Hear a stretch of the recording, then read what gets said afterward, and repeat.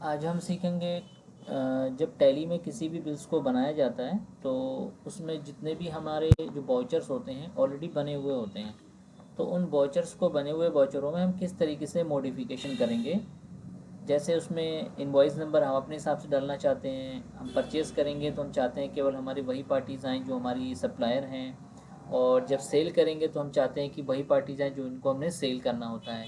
अभी क्या होता है मैनुअली, अगर हम जाके देखते हैं यहाँ पे अकाउंटिंग वाउचर में और यहाँ पे पार्टी के नाम लेंगे तो यहाँ पे हमारे जो नाम आ रहे हैं पार्टियों के, इसमें कुछ पार्टियाँ ऐसी भी हैं जिनसे हमने सामान ख़रीदा हुआ है और इसमें हमारे कस्टमरों के नाम भी यहाँ पे शो कर रहा है। तो यहाँ पार्टी का नाम भी आ रहा है, सप्लायर का नाम भी आ रहा है और हमारी जो पार्टीज़ हैं यानी कस्टमर्स हैं उनके नाम भी यहाँ पे शो कर रहा है।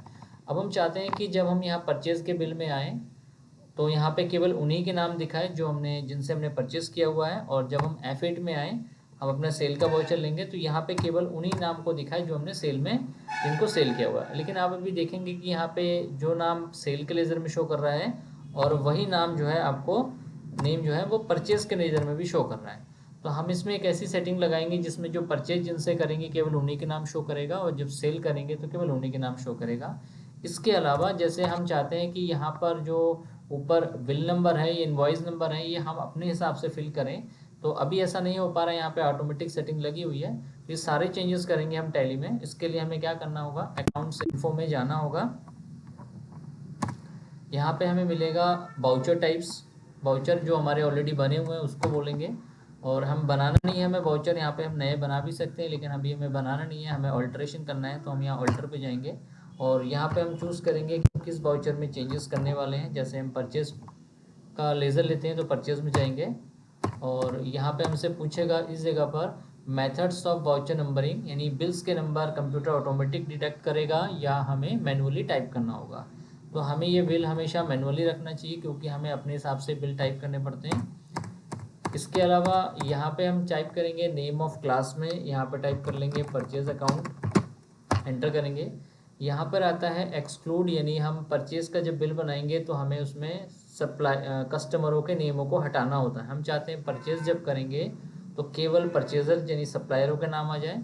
तो एक्सक्लूड का मतलब छोड़ना क्या है, तो यहाँ से हम छोड़ देंगे सन्ड्री डेबिटर्स को, कि जब हम परचेज करें तो हमारे पास सन्ड्री डेबिटर्स के जो नाम आएंगे वो ना शो करें। एंटर कर देंगे और यहाँ पाएगा इंक्लूड्स। इंक्लूड्स में नहीं, अभी परचेज करेंगे तो क्या इंक्लूड करें, तो हम चाहते हैं बैंक्स का इंक्लूड कर लें, कैश इंक्लूड कर लें और क्रेडिटर्स जरूर इंक्लूड करना है। हो गया हमारा।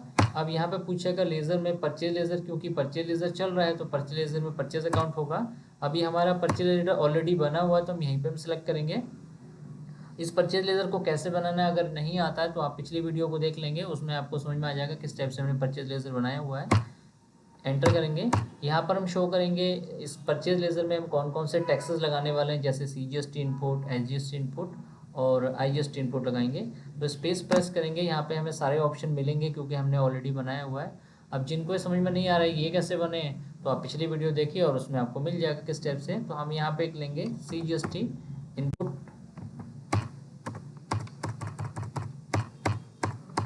CGST इनपुट लेंगे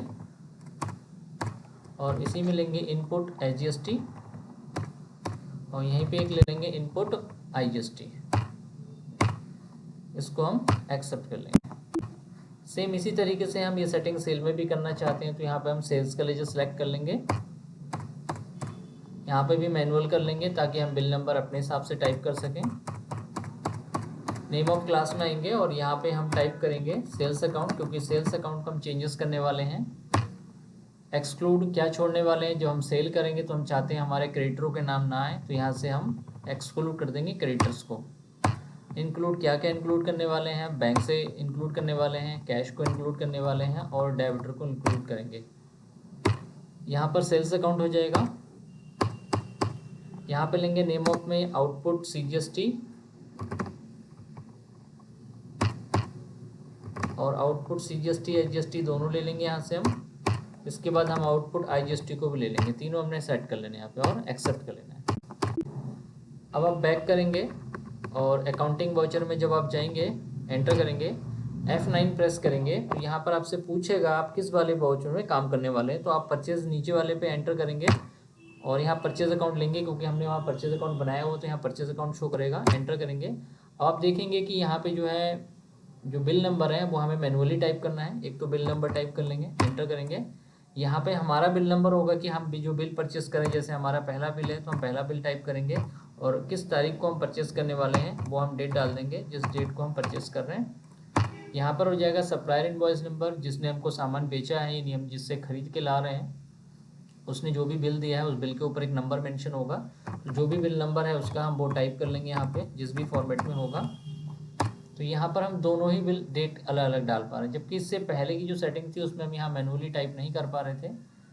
इसके बाद यहाँ पे पार्टी में आप देखिए कि यहाँ पे कुछ पार्टियाँ जो हमारी पहले आ रही थी वो नहीं आ रही हैं। अब यहाँ पे मैं कुछ पार्टी ऐसे बनाऊंगा जो मेरे कस्टमर होंगे। जैसे मैं अल्ट सी करा, मैंने रमेश सिंह। अब इसको मैं सन्डे डेबिटर में लूँगा और मेंटेन बैलेंसेस को यस किया, और ये सारी डिटेल्स आपको यहाँ पे फिलअप कर लेनी है और सेव कर लेंगे। तो जैसे ही इसको हम सेव करेंगे ये पार्टी हमारी एक्सेप्ट हो गई, लेकिन आपकी डिटेल यहाँ पे रमेश सिंह का नाम नहीं शो करेगा।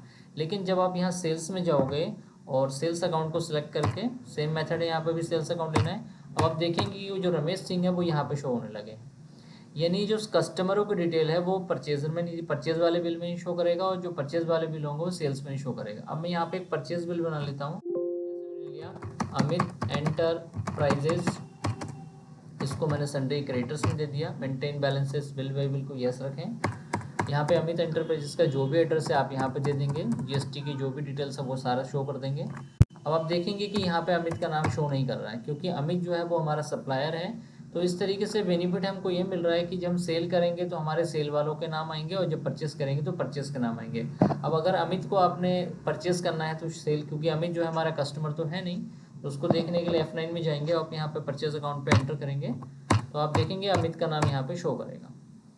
तो सेल वालों का नाम परचेज बिल में नहीं आएगा और परचेज वालों का नाम सेल बिल में आएगा। तो इससे हमें थोड़ा सा काम करने में हेल्प मिल जाएगी, हमें कन्फ्यूज़न नहीं होगा कि ये कौन डेबिटर है कौन है हमारा सप्लायर।